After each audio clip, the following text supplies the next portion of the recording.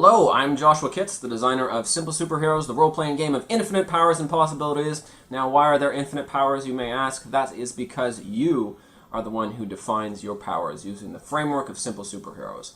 And we're going to illustrate that today by creating a character.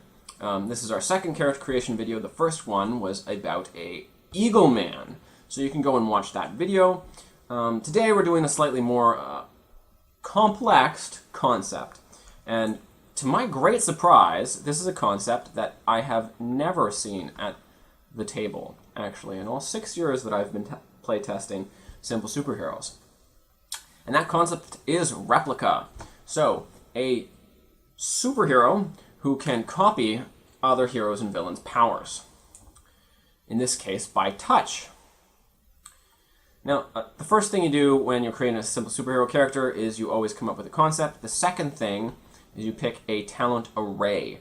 And for Replica, we're going to use the focused array, which gives you the fewest number of talents, but it's also the only one that gives you a rank 5 talent, which is going to be the key for her to be copying other people's powers. So you grab one of these talent ranks, and you just put it in an ability category over here, and you give it an intent from one of these 4 options over here. And you name the talent yourself. So, how does that work? Well, we're going to take our rank 5 talent, and we're going to call this Power Replication. And I'm going to call this functional, because it is primarily about copying powers.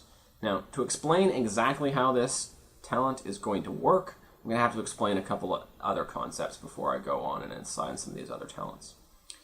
So, everybody normally starts with 6 life points and 6 strain points. And strain points are about your will to fight. It's something you can spend to gain extra dice, to push your talents and powers beyond what you normally could. It's a way of measuring energy, where life points is more about vitality and your health. And the other concept that's important here is superpower finesse. So superpower finesse is about how many talents you have that are in a related power. My classic example to explain superpower finesse and how important it is to the game is somebody who has one talent that says, let's say in might, called Inferno, and maybe it's a rank 4. Now yes, with that one fire-based talent, you can create a massive blast of fire, but you probably can't light a cigarette, because you just end up blowing off your head. So Superpower Finesse says how flexible you are with all your talents. Having multiple talents relating to a particular sort of power, like say fire, for example, implies that you have more control over that talent. And talents are meant to be narrow, so that focuses in on that. So, when Replica goes to try to copy somebody's power, and she successfully touches somebody, that is a precursor action. She gets to roll this Power Replication, and she'll roll it against the person's highest superpower finesse. So whatever kind of power set that person that's the highest. And if she gets 2 successes, she'll actually damage that person's strain points as she pulls, by 1, as she pulls some of that opponent's energy into herself in order to copy their powers.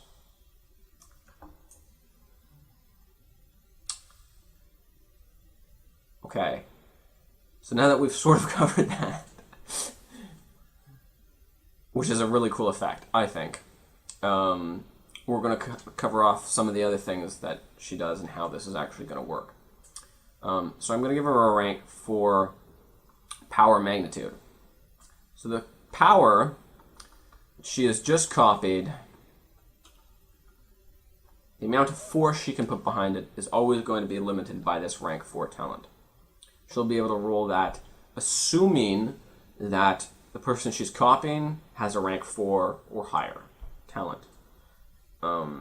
that could be used in a powerful fashion, in a potency or offensive fashion. So she'll use this, roll this almost all the time when she's trying to damage people. Second thing we're going to give her is a rank 3 power precision talent, which is functional.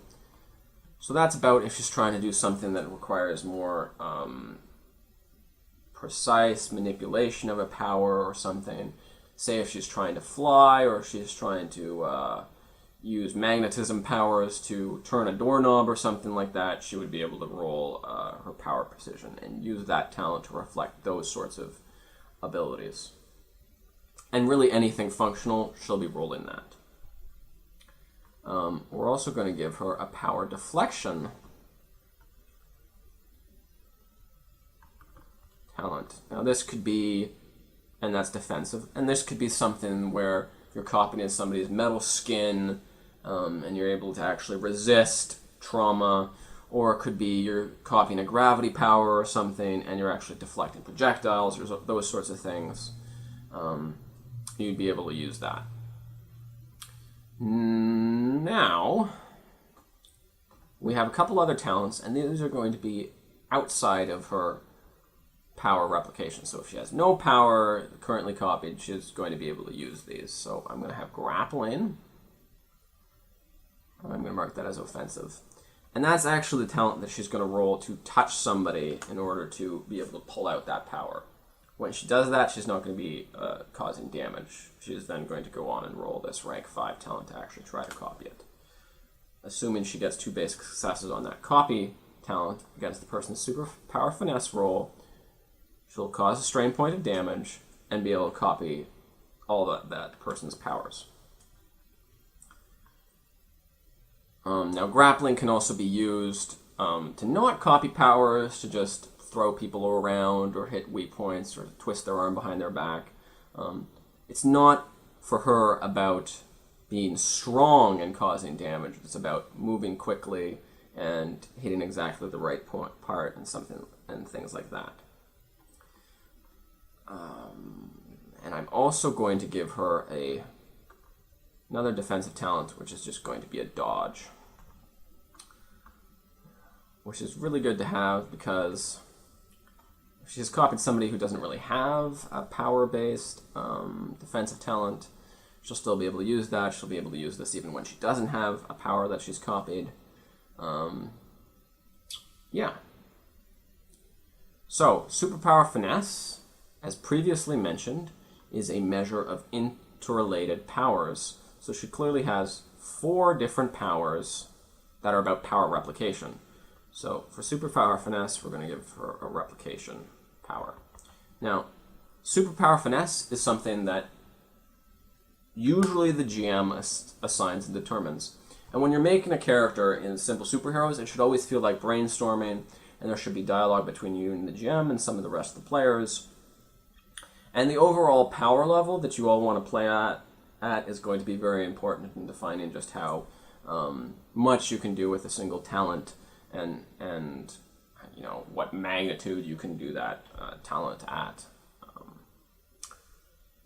So beyond power replication, we could also say that these two are actually martial arts related talents. So she's been trained in martial arts.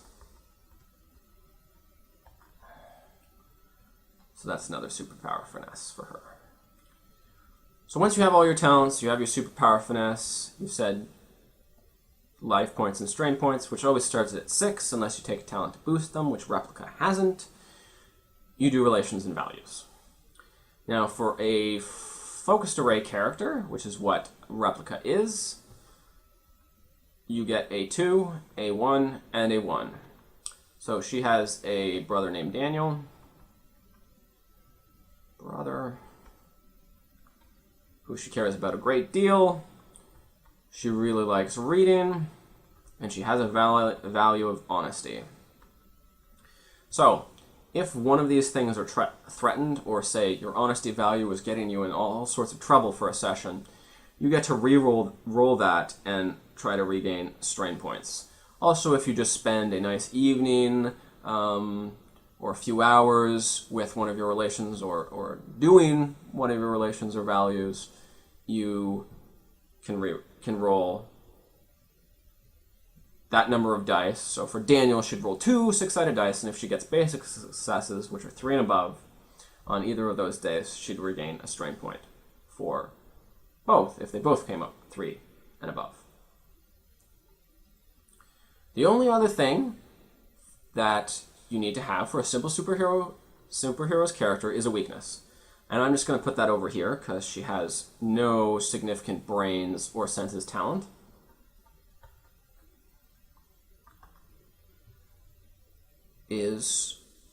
And her weakness is that she needs to touch those.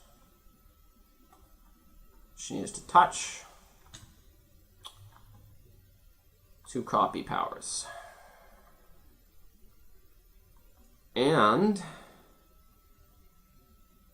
she can't roll a higher number than the talent of the person she's copying. So die limit based on copied talent.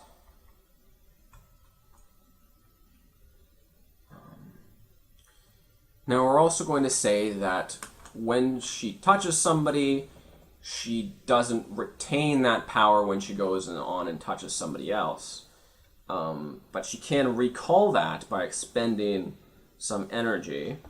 So if she spends a strain point, which is SP, she can use an old power for 1 action.